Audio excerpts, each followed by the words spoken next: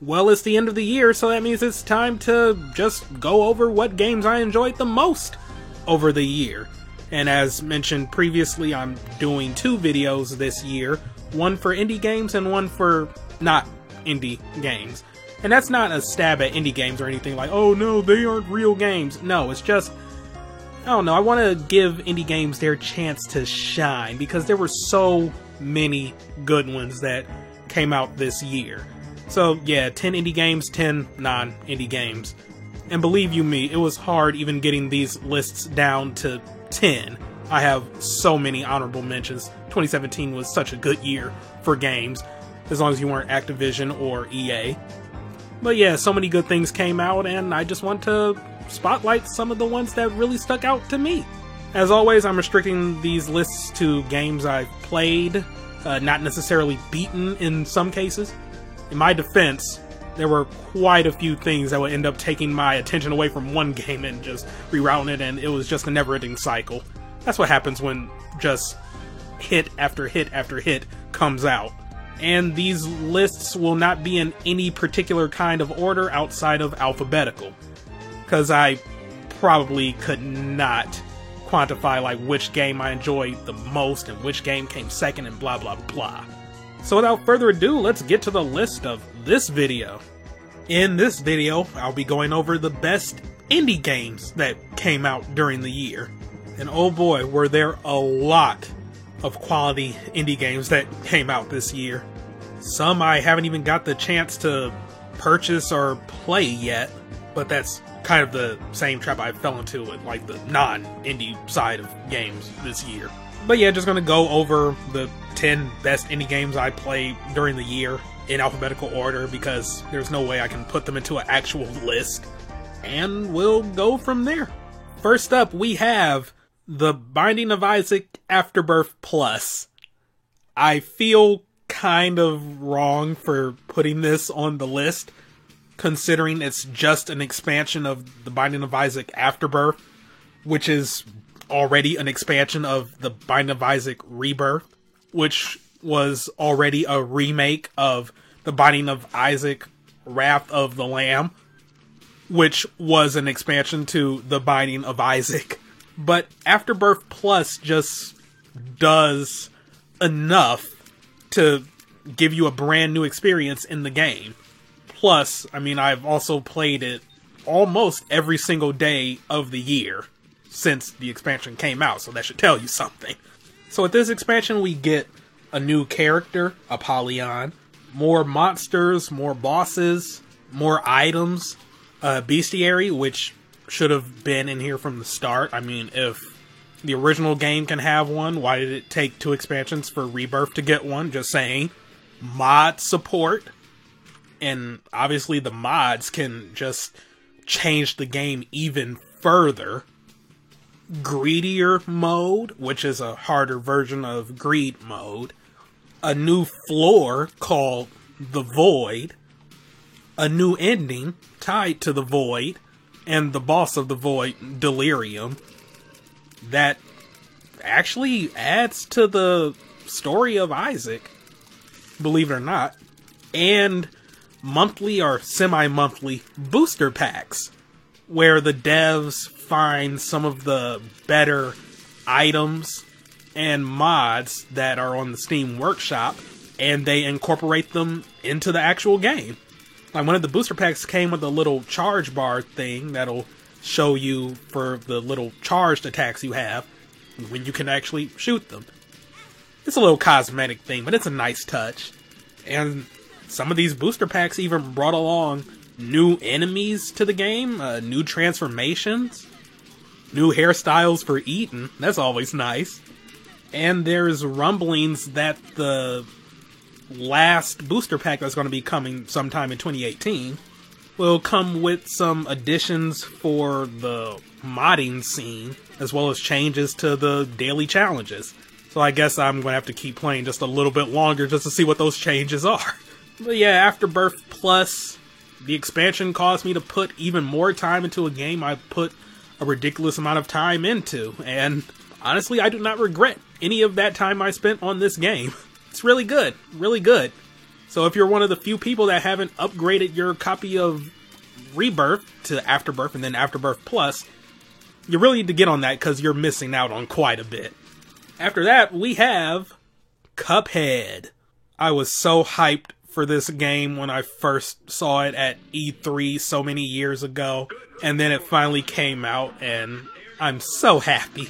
Like Fury of last year, this is a sort of like a boss rush style game. Although, unlike Fury, there's run and gun sections in this game too. Sort of reminiscent of Contra or Metal Slug. Though nowhere near as hard, in my opinion at least. The art style of Cuphead is magnificent. I mean, I'm a fan of old school cartoons, so obviously this is going to really speak to me. The gameplay is nice and smooth. The music is fantastic. The animations are great. Like, this is just an all-around really, really, really good game. It is a bit on the difficult side, but honestly, I would say it's easier than Fury.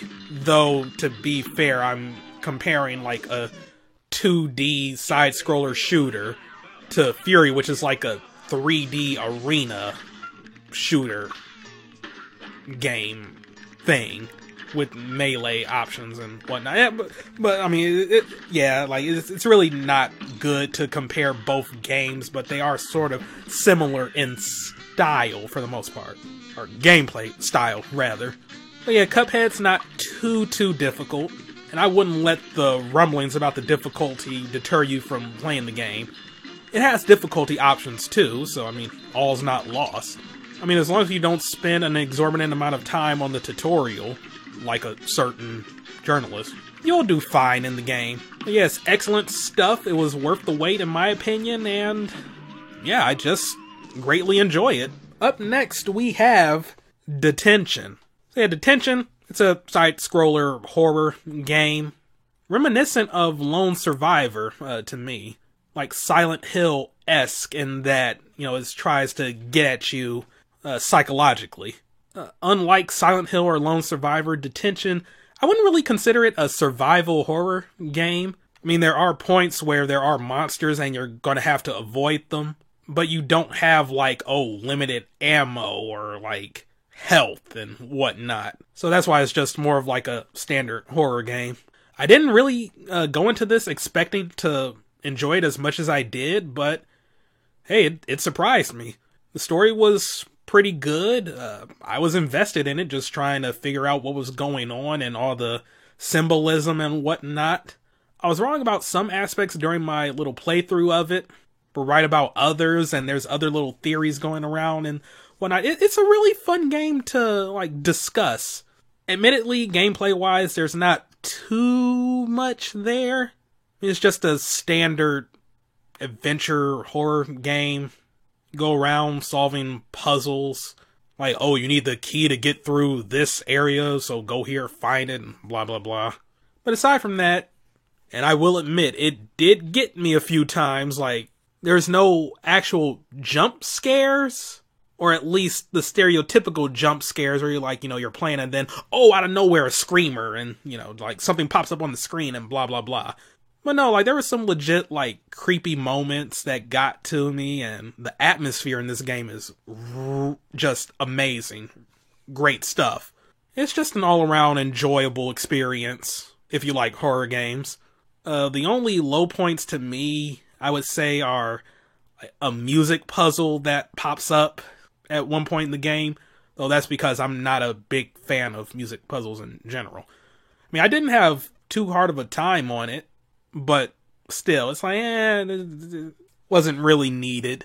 And the multiple endings, I'm not a big fan on how you get them. At least the game makes it possible for you to get both endings without wasting too much time.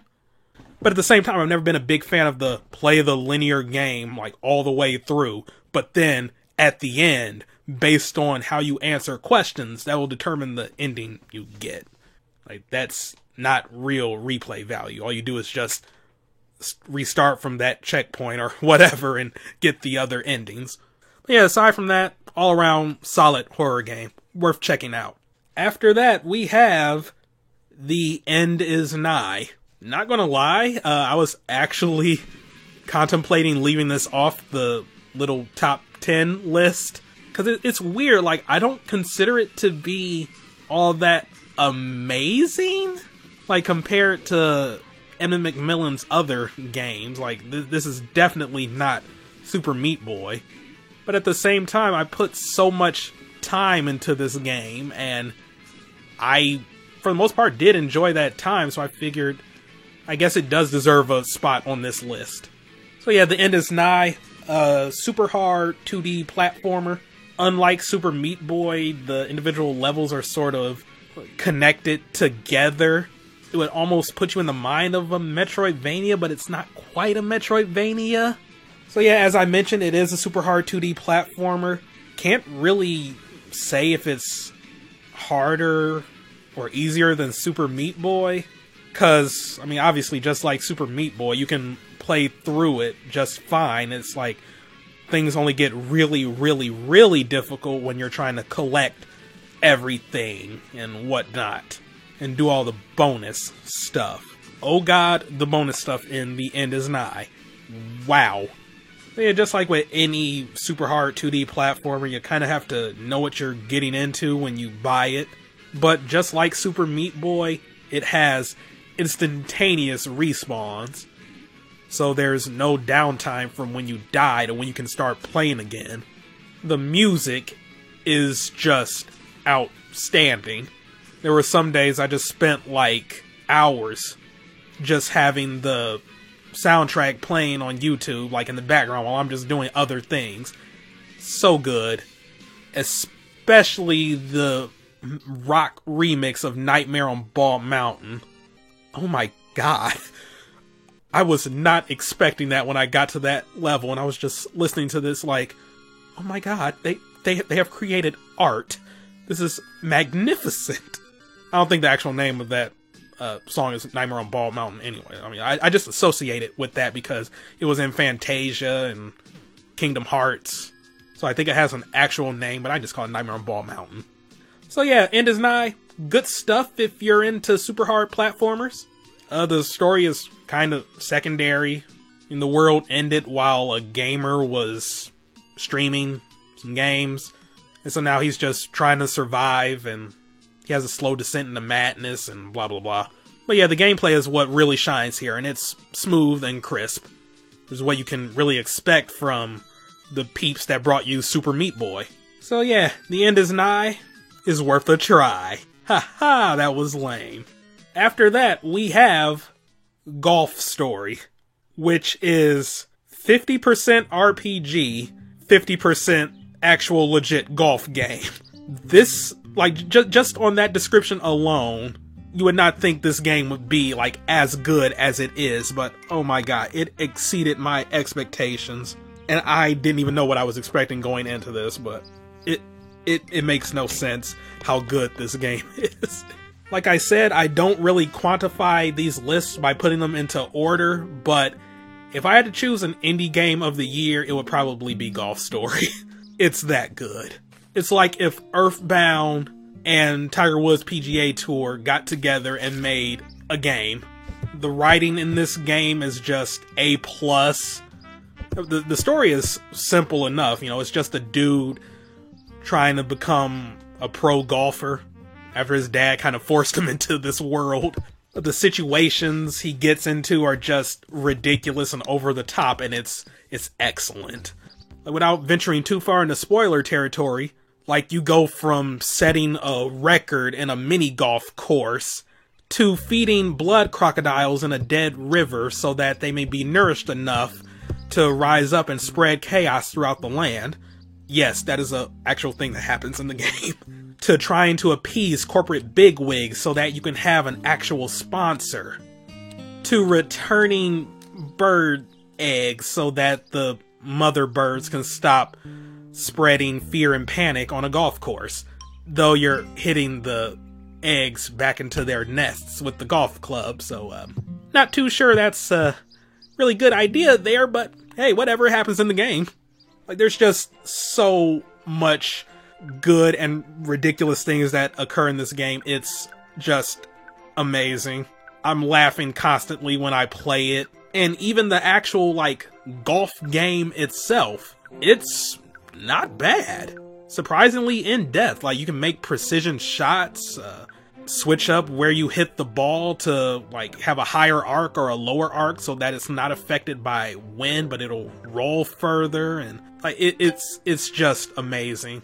And the point where I just was like, oh yeah, this is definitely, like, my indie game of the year, was when an army of old people had a battle rap against an army of hoodlums, and it was all golf based, and it was just perfection.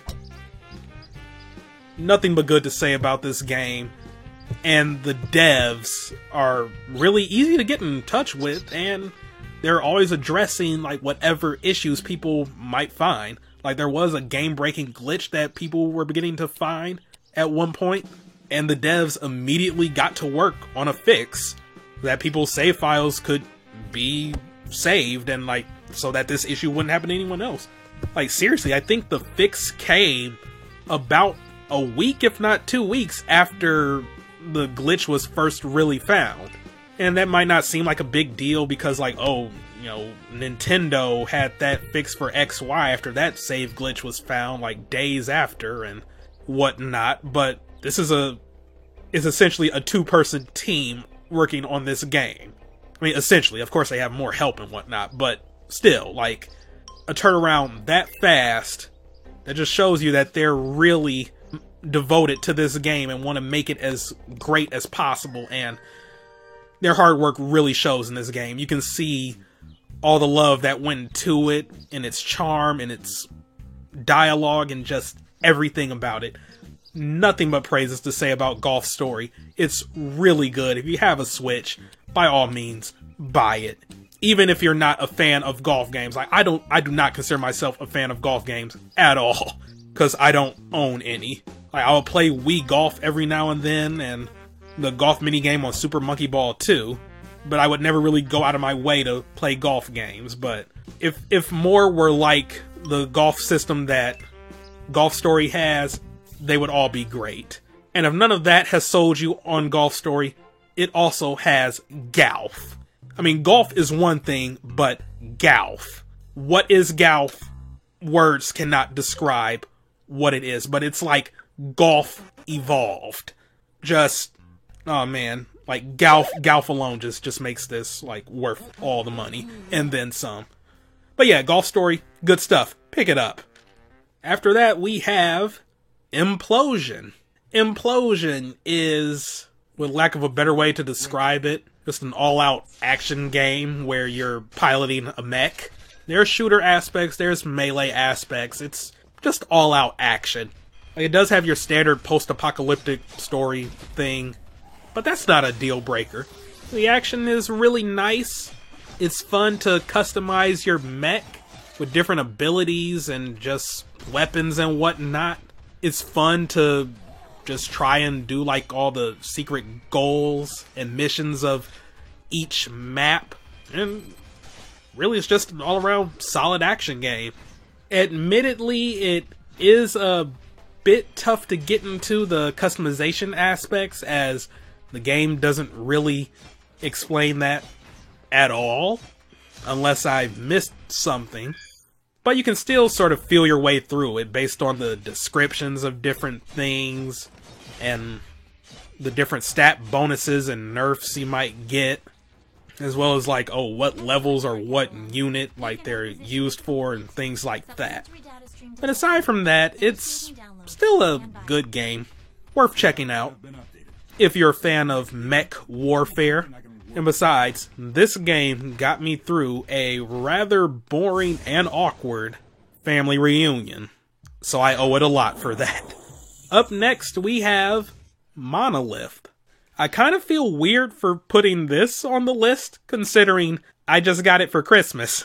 But from what I've played so far, it's really enjoyable, and I see this filling the Binding of Isaac void I'm going to have when I eventually stop playing Binding of Isaac. Unless I end up super clearing it, because it doesn't seem to have as much content as The Binding of Isaac. But not every roguelike needs to be like a freaking huge 100-hour endeavor type thing. But yeah, Monolith, it's a roguelike with shoot 'em up elements. You explore each floor just shooting up all the enemies, find the boss, beat the boss, then go down to the next floor. Lather, rinse, repeat. And of course there are like secret rooms you can find, different weapons and buffs you might find on each floor to improve your chances on the later floors, a shop that you can visit in between attempts, and just other little things that you would come to expect from a standard roguelike.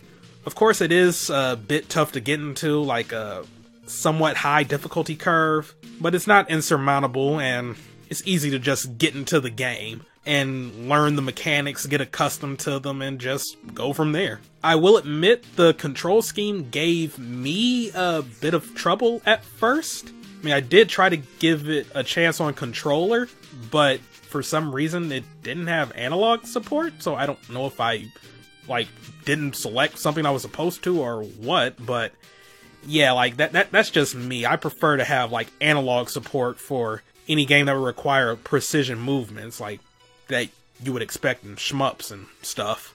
But yeah, in this game you control the ship with WASD and you aim all around you with the mouse and you shoot and all that jazz. So I can see why that would be the preferred thing. It's just I'm not a fan of using WASD for precision movement, but that's just me. And it's something I am growing accustomed to as I play more of the game. So yeah, I may not have had Monolith for too long of a portion of this year, but from what I've played, I'm really enjoying it, and I see myself just putting tons of hours into this game. After that, we have Nefarious, a 2D platformer where you are the villain trying to kidnap the princesses. So yeah, it's a neat concept. It's a funny game. I found myself laughing quite a bit with just the random banter, especially with the first princess, because she's all hyping up the fact that the hero is going to come and rescue her and beat you down, only to find that the hero just stopped caring, and yeah, like he has no intention of even putting forth any effort to save her. It was just a nice little twist. So yep, it's a fun 2D platformer with an interesting concept. The boss fights are really good, and it's just really fun to play the bad guy and just try to succeed in your plans for world domination.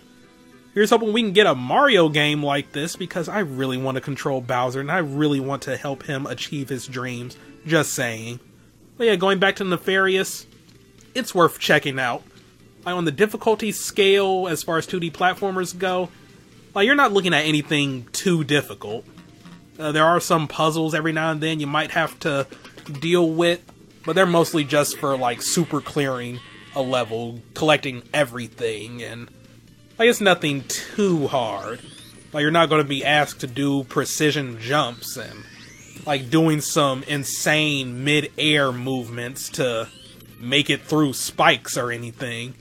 But at the same time, it's not a super casual game where you don't really have to pay attention to what's going on and you can just breeze through the levels. Like, no, you're going to have to actually put in some effort and think about what you're doing. But it's never anything too rough. The game doesn't throw unfair things at you. But yeah, Nefarious is really worth checking out. Whether you just buy it normally on Steam, or you go to IndieBox and buy the special edition of it, which comes with a special statue of our protagonist's bionic arm, and the soundtrack for the game, and a color manual, and stickers, and a Steam code too, you know, if the physical version isn't your cup of tea. But hey, I mean, you know what? Share the physical version with a friend, let them play. I mean, you know, it is what it is. Nefarious, good stuff, if you're a fan of villains. Probably not the best way to describe that, actually, but whatever. It's a good game. Try it out. After that, we have River City Ransom Underground. I backed that game on Kickstarter so many years ago, and it just feels so good to see them overcome a long development time and just all these other little setbacks that cause them to delay the game. and some BS with Alex Mauer.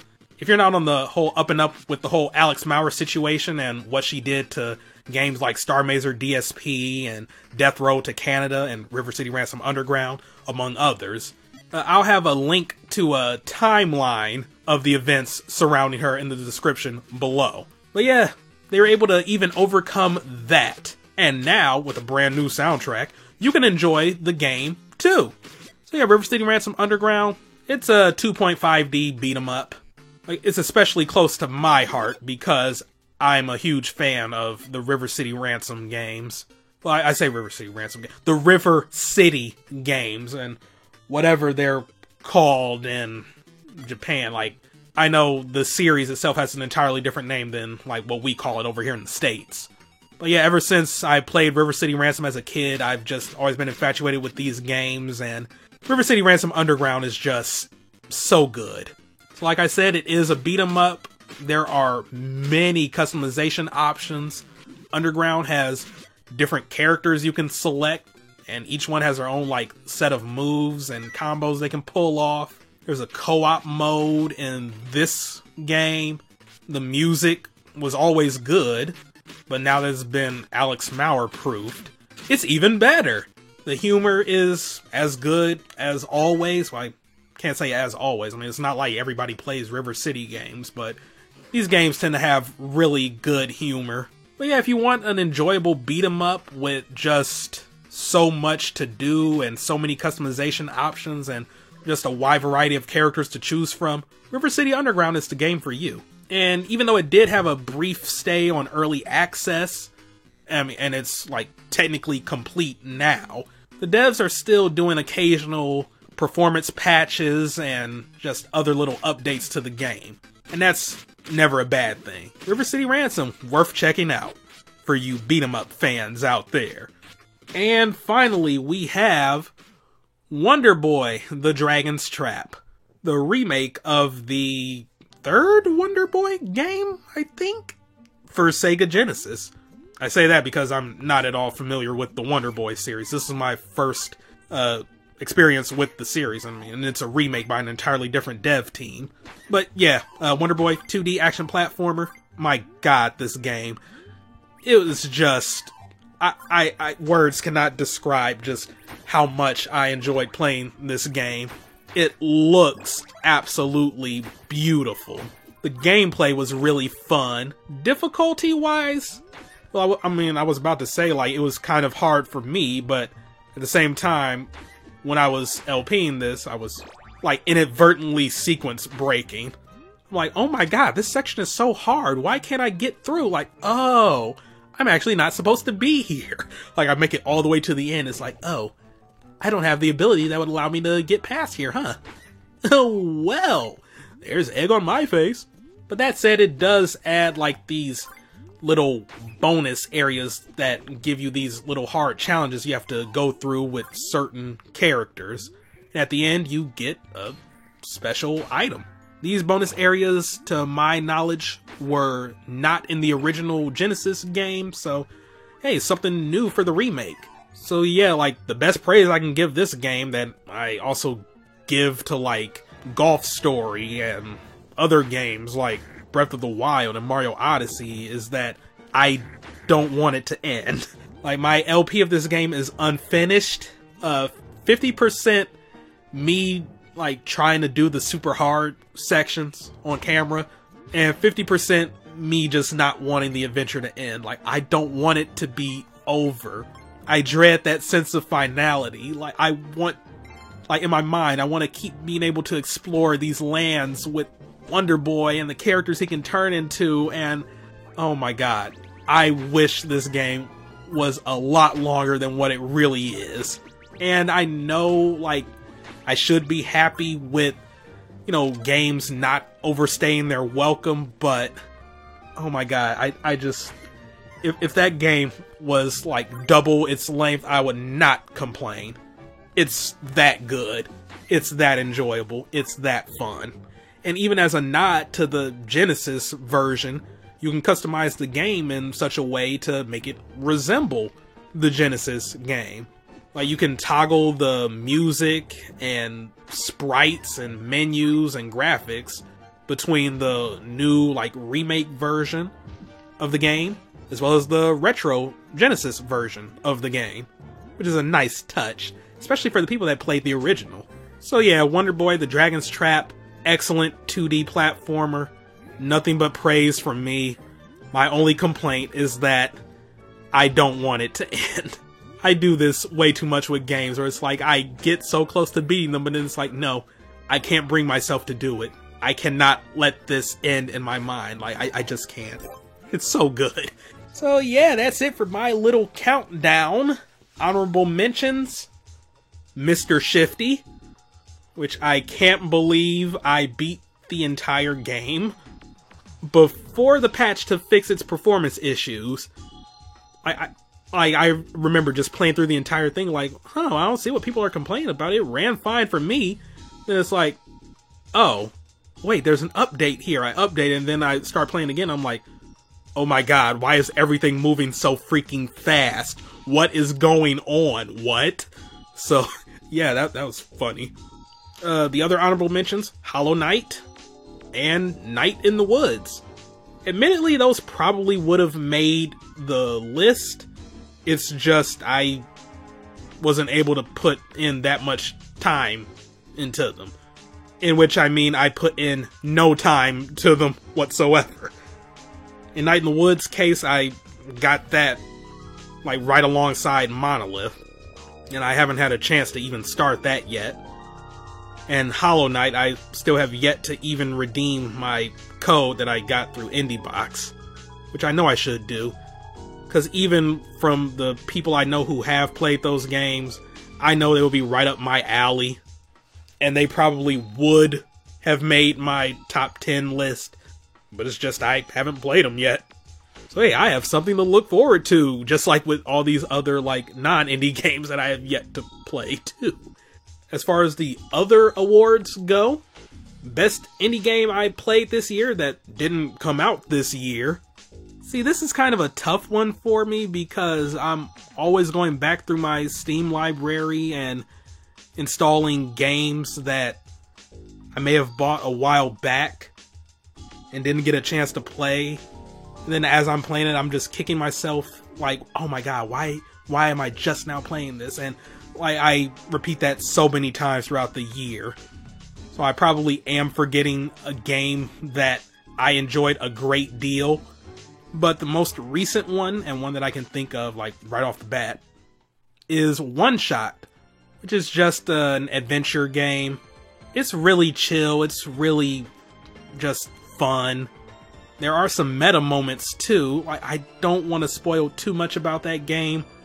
Yeah, that's a weird thing. Like, oh yeah, I recommend this game, but I can't tell you anything about it because spoilers. But just to keep it vague, you're essentially helping this kid like escape from a world that's dying. Like, you're his protector, but you're also essentially the god of the land that he's trying to escape from. So yeah, that's where the whole meta thing comes into play.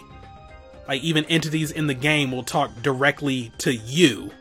And the kid will talk directly to you, like, well, what do you think I should do? And like, you can have a back and forth conversation with them, and it's just really good. It's a really like feel good game. And, like, it even messes with you too, where it's like, oh well, this computer says I need a password to enter in, but I don't see any papers anywhere. And then like this like entity will speak to you, the player, directly, and just be like, maybe you should look where documents are normally kept. Like, are they...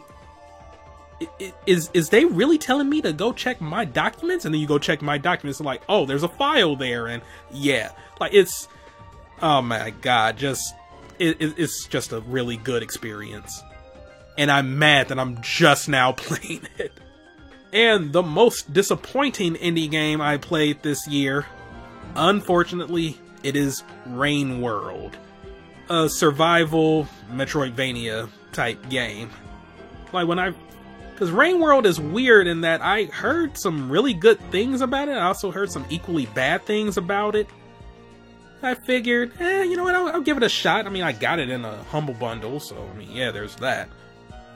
But when I played it, it was just not fun. Like, mostly because I kept dying and I had no real clue on what to do. I mean, yeah, that's kind of going to be what happens in survival games. You're going to die a lot and not really have any idea what you're doing. But at least there's some kind of structure there, I guess. But Rain World is just like, okay, you're a slug cat, now survive. Well, what can I do as a slug cat, or whatever the creature is? Like, okay, well, you can eat, and you can climb, so survive. Wow, okay, thank you. Like, as opposed to, like, don't starve, or don't starve together. Okay, you're this person, you have this set of skills at your disposal, and you have a weapon to start off, so you can, like, cut down trees and build a campfire and blah blah blah. It's like, oh, okay, I got it, alright, let's go. But no, it's like, Rain World, you eat, and you can climb. Stay away from monsters that want to kill you, and that's about it. So yeah. And plus, like, they were getting lots of complaints about the difficulty of the game. It is very tough. And, like, since then, they actually did like a major update that adds like difficulty options and more characters to choose from. So I have yet to go back to the game since the update, but I'm willing to give it another chance. Like, I'm not gonna write it off permanently, because we're now living in a time where Miyamoto's famous quote, like, oh, a rushed game is bad forever. Like, no, we're not at that point anymore, because now we're in an age where devs can patch games and make them better, you know, so that you're not stuck with an inferior game for eternity. Like, as I say in my non-indie Game of the Year list, Bomberman R started off kind of meh, but with patches, it became a really great game worth its $40 price point. And we see that with other games, like Street Fighter V started off abysmal, but now with Street Fighter V Arcade Edition, that actually gives it an arcade mode and characters that people wanted from the get-go, I'd say it's now worth the money. And I am more than likely going to purchase it when it comes out. I can't remember if the actual date has been confirmed, so I really hope it comes out after January, because I'm gonna kind of be broke with Dragon Ball Z Fighters and Dissidia and Kirby. So yeah, I'm sure Rain World is probably vastly improved based on the balance changes and like new characters and difficulty options that the devs put into the game. So I probably will put in more time and just maybe like reassess the game for what it is. But yeah, as it stood before the actual update, this was my most disappointing game of the year. But I really hope that will change when I give it another shot. So yeah, that's it for this list. So to go over them again, based on my notes, which has them in no particular order because I don't really feel like alphabetizing them again. I know, professional. Cuphead, River City Ransom Underground, Wonder Boy: The Dragon's Trap, Nefarious, Detention, The Binding of Isaac Afterbirth Plus, The End is Nigh, Monolith, Golf Story, and Implosion. So that's it for this little video here. Let me know what games you enjoyed playing this year, and I will see you all next time. Goodbye.